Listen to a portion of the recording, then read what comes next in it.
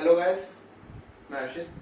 Last video में हमने study की थी ट्रिग्नोमेट्री के बारे में। उसमें हमने कुछ ट्रिग्नोमेट्रिक रेशियोज के बारे में जाना था, किस प्रकार ट्रिग्नोमेट्रिक रेशियोज को सॉल्व किया जाता है पाइथागोरस की हेल्प से। इन बारे में हमने डिस्कशन किया था। कुछ फॉर्मूलेज भी मैंने लिखाए थे आपको।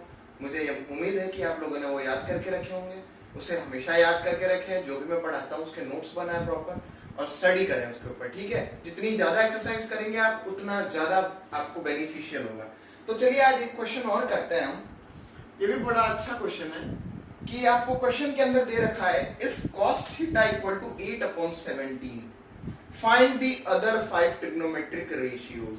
यानी कि आपको cos थीटा दे रखा है कितना, 8/17, ठीक है। तो आपको अदर ट्रिग्नोमेट्रिक रेशियोज को फाइंड करना है। समझ गए ट्रिग्नोमेट्रिक रेशियोज यानी कि क्या? ट्रिग्नोमेट्रिक रेशियोज यानी कि साइन थीटा, कॉस थीटा तो है ही, tan theta, cot theta, sec theta and cosec theta. ये 1 2 3 4 5 रेशियोज हैं। इन्हीं को हमें निकालना है। अच्छा चलिए देखते हैं इसको कैसे हम फाइंड आउट करेंगे। कॉस थीटा दे रखा है। अच्छा, मैंने आपको एक फॉर्मूला बताया था, पंडित बद्री प्रसाद हर हर भोले, यही बताया था मैंने। अच्छा, cos थीटा वाली लाइन ये होती थी, यानी cos थीटा किसके बराबर है? b/h के,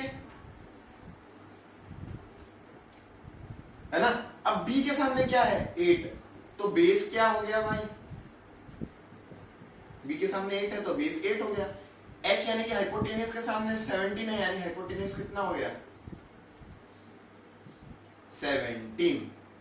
आपके पास बेस है, हाइपोटेनियस है। मैंने कहा था आपको कि जब भी आपको एक ट्राइंगल दे रखा हो जिसका आपको बेस दिया हुआ है 8 और हाइपोटेनियस दिया हुआ है 17, तो आप क्या करेंगे? उसकी तीसरी साइड को फाइंड आउट करेंगे। किस प्रकार फाइंड आउट करेंगे? तो आप लगाएंगे पाइथागोरस को। पाइथागोरस का फॉर्मूला क्या होता है? h² equal to p² plus b²। अच्छा, h की जगह क्या रख देंगे? 17। p की जगह अपन को निकालना है p, तो p की जगह p ही रहने दो, स्क्वायर। b की जगह अपन क्या लगाएंगे? 8 स्क्वायर। अच्छा सॉल्व कीजिए। अब क्या करते हैं हम? 17 का स्क्वायर कितना होता है? 17 का स्क्वायर मतलब 17 इंटू 17 इक्वल टू p² ऐसे कैसे रहने दो, प्लस 8 का स्क्वायर यानी कि 8 इंटू 8। अच्छा, 17 इंटू 17 कितना होता है? If we calculate this it will be 289 equal to p²। 8 into 8 कितना होता है? 8 इंटू 8 होता है 64, ठीक है। अब क्या करेंगे? 64 को हम इधर भेज देंगे, क्या आ जाएगा? 289 माइनस 64 इक्वल टू p², ठीक है। अब देखिए 289 में से 64 गया तो कितना बचा? बचा 225 इक्वल टू p²। अब मैंने कहा था जब यहाँ स्क्वायर होता है तो उसको इधर भेजकर रूट बना देते हैं। रूट बना दीजिए, 225 रूट के अंदर आएगा इक्वल टू p। अच्छा, रूट में 225 क्या होगा? यहाँ क्या करो? एलसीएम निकाल लो 225 का। 5 की टेबल में या 3 की टेबल में, 3 की टेबल में चला जाएगा। 3 की टेबल में 7 टाइम्स 21 115 5, ठीक है। अगेन 3 की टेबल में 2 टाइम्स है 5। 5 की टेबल में, ठीक है। तो कितने? 3 का एक पेयर है, 5 का एक पेयर है। क्या कर दो? 3 का एक पेयर और 5 का एक पेयर रूट से बाहर आ चुके हैं। 3 इंटू 5 कितना होता है? p इक्वल टू आ गया आपके पास 15। यानी आपने ट्राइंगल की तीसरी साइड को क्या कर लिया है? फाइंड कर लिया है, which is 15। Hypotenuse 17, base 8 and perpendicular is 15। अच्छा, अभी यहां तक नोट कर लेना आप लोग, मैं रफ कर रहा हूं, आगे क्वेश्चन का पार्ट करना है।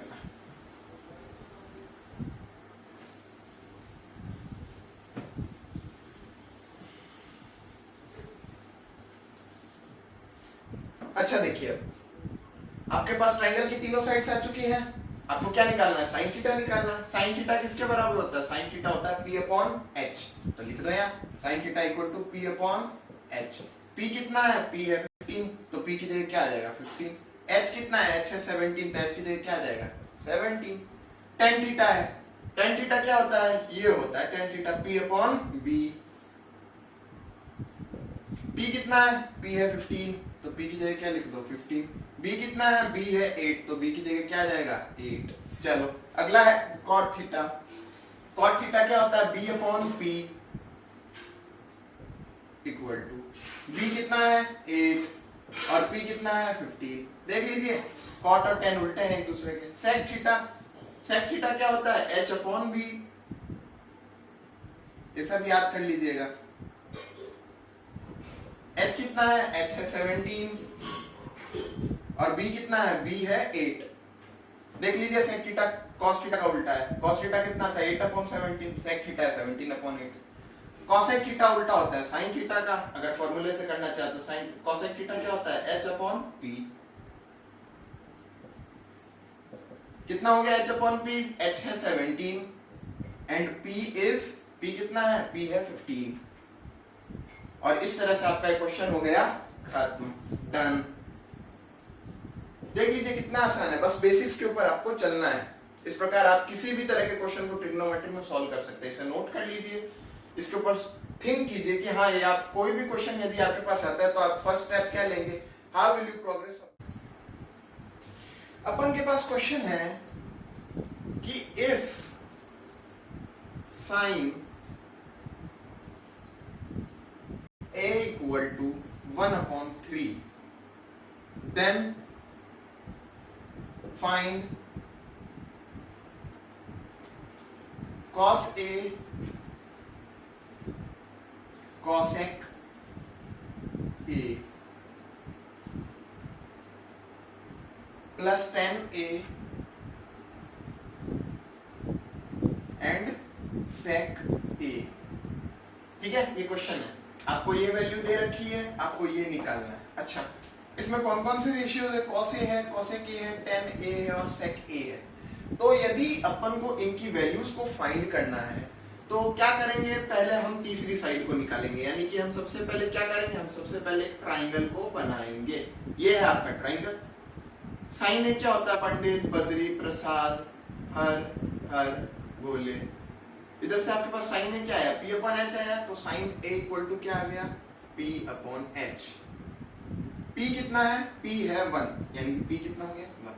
एच कितना है, एच है 3। ठीक है, अब देखते हैं हम क्या कर सकते हैं इसके अंदर। हमको क्या निकालना है, हमको बेस को निकालना है। बेस कैसे निकलेगा, पाइथागोरस से। H square equal to P square plus B square. H square की जगह हम क्या रखेंगे 3, यानी 3 का स्क्वायर।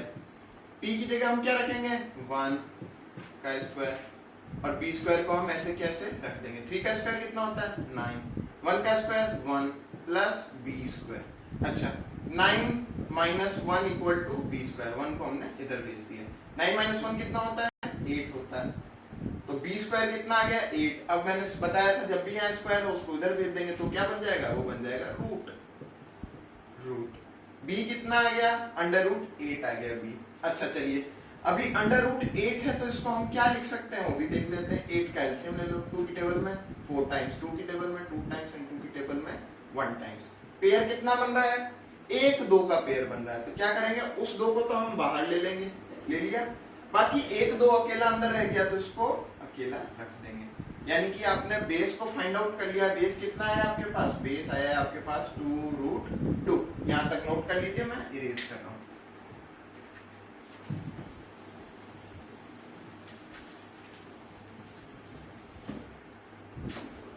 अच्छा, अपन को फाइंड क्या करना था, cos a cosec a plus tan a and sec a। अच्छा, अब हम क्या करेंगे, इनके एलिमेंट्री फॉर्मूलाज को रखेंगे। cos a किसके बराबर होता है, b अपॉन h के। मल्टीप्लाई का साइन है बीच में। cosec a किसके बराबर होता है, h अपॉन b के। प्लस का साइन, प्लस का साइन। tan a किसके बराबर होता है, p अपॉन b के, इनटू sec a किसके बराबर होता है, sec a होता है h अपॉन b के।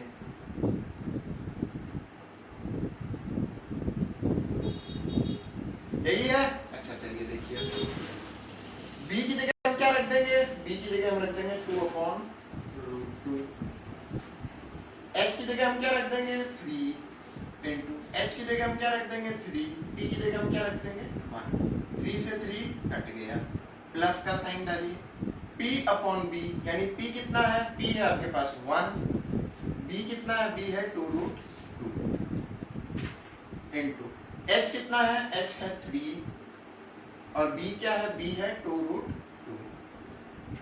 चलिए अब देखिए यहां क्या बचा, 2 रूट 2 प्लस 3 तो रह गया ऊपर, और 2 इंटू 2 4 और रूट 2 इंटू रूट 2 2, कितना आया 2 रूट 2 प्लस 3 अपॉन 4 इंटू 2 कितना होता है 8। यही है आपका आंसर।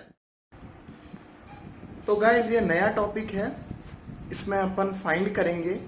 आपको क्वेश्चन दिया रहेगा, उसके अंदर थीटा की वैल्यू दी रखी, जैसे साइन 30 दे रखा होगा, साइन 40 दे रखा होगा, कॉस 60 दे रखा होगा, कॉस 90 दे रखा होगा, tan 30, tan 0, cot 45, कुछ भी आपको वैल्यूज दी रखी होगी ट्रिग्नोमेट्री के साथ में, है ना।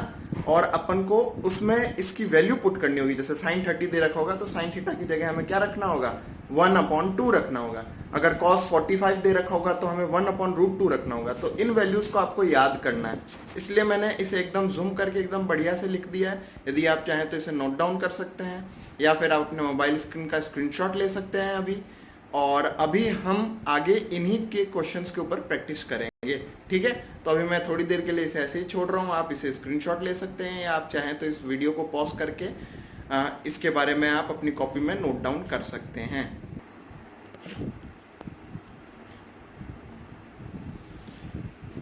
तो मुझे उम्मीद है आपने इससे लिख लिया होगा, नोट डाउन कर लिया होगा। अब हम करेंगे इससे रिलेटेड क्वेश्चंस। इस टॉपिक के ऊपर आपको 3 नंबर का एक क्वेश्चन एग्जाम में देखने को जरूर मिल जाएगा।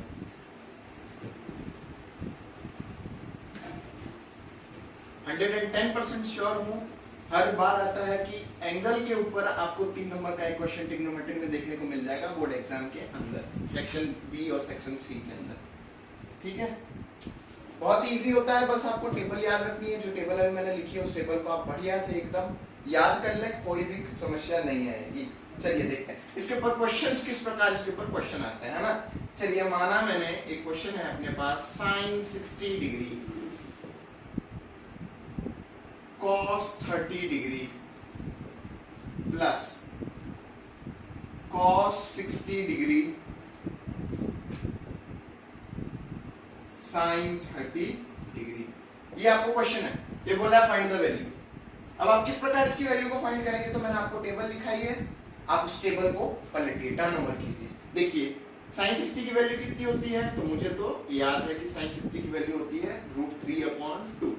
अच्छा cos 30 की वैल्यू कितनी होती है, इसकी भी उतनी ही होती है √3/2। अच्छा cos 60 की वैल्यू कितनी होती है 1/2। sin 30 की वैल्यू कितनी होती है 1/2। √3 × √3 क्या हो जाता है 3, रूट से रूट क्या हो जाता है कट जाता है जब ऐसे रूट मल्टीप्लाई होते हैं। 2 × 2 4। अच्छा प्लस का साइन है, लगा दिया भाई प्लस का साइन। 1 × 1 1, 2 × 2 4, ठीक है। एलसीएम लेंगे, नीचे दोनों के 4 है तो 4 आ गया। 3 + 1 4, 4 से 4 कट गया, आंसर कितना बचा 1। इस तरह से आपके पास क्वेश्चंस आएंगे और इसी तरह से आपको उन क्वेश्चंस को सॉल्व करना है। अच्छा देखते हैं एक और क्वेश्चन, इसे नोट कर लीजिएगा। बहुत ही इजी टॉपिक है, ट्रिग्नोमेट्री के एंगल्स वाला, और एकदम आपके 3 नंबर पक्के हो जाएंगे यदि आप प्रैक्टिस करेंगे तो। एक और क्वेश्चन देखते हैं इसी के अंदर। क्वेश्चन क्या है, क्वेश्चन है आपके पास 2 sin स्क्वायर 30 डिग्री, ठीक है, और क्या है tan 60 degree.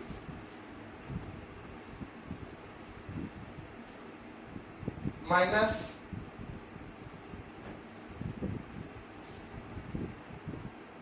tan 45 degree square, है ना। ये आपके पास क्वेश्चन है। ये सारे क्वेश्चन मैं आरडी शर्मा से लेता हूँ, बहुत ही अच्छे लेवल के क्वेश्चन है। आपको एनसीईआरटी में भी इससे मिल जाएंगे, इससे थोड़े कम लेवल के, लेकिन मैं आरडी शर्मा से कराता हूँ, आप एनसीईआरटी से प्रैक्टिस करें, ठीक है। अच्छा 2 है, 2 को ऐसे कैसे लिखती है, मल्टीप्लाई का साइन 30 की वैल्यू कितनी होती है, साइन 30 की वैल्यू होती है 1/2, स्क्वायर है, स्क्वायर लगा दी। अच्छा tan 60 की वैल्यू कितनी होती है, tan 60 की वैल्यू होती है √3 माइनस tan 45 की वैल्यू कितनी होती है 1, स्क्वायर है, स्क्वायर लगा दिया। 2 × 1/2 का स्क्वायर, 1/2 का स्क्वायर यानी कि 1 को भी आपको 2 बार लिखना है और 2 को भी आपको 2 बार लिखना है, लिख दिए। √3 को ऐसे कैसे लिख दीजिए, माइनस 1 का स्क्वायर कितना होता है 1, 2 से 2 कट गया, 1 × 1 1, 1 × √3 तो कितना है √3/2, माइनस का साइन 1 है, 1 लगा दिया, कितना आया √3/2 माइनस 1, यही आपका आंसर है।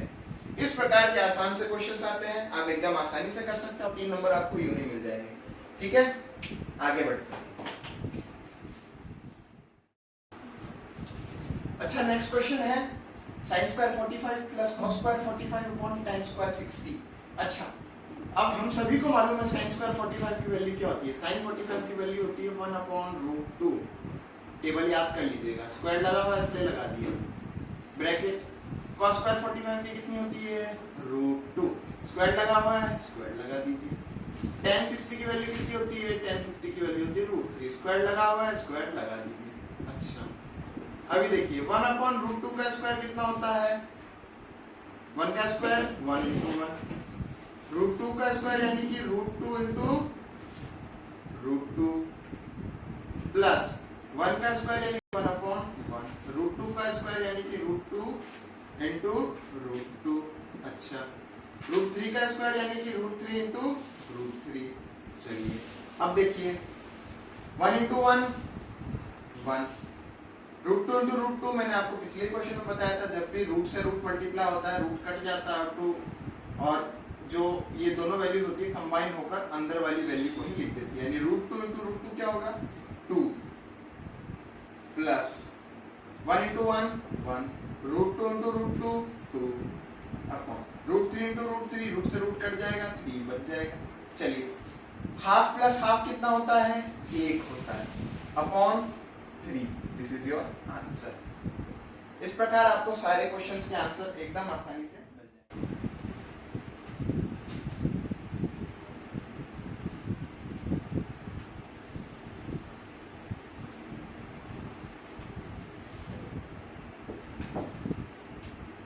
अब हम करेंगे इसी टॉपिक के ऊपर लास्ट जो क्वेश्चन है वो करेंगे, देखते हैं क्या है क्वेश्चन। यदि इफ 2 sin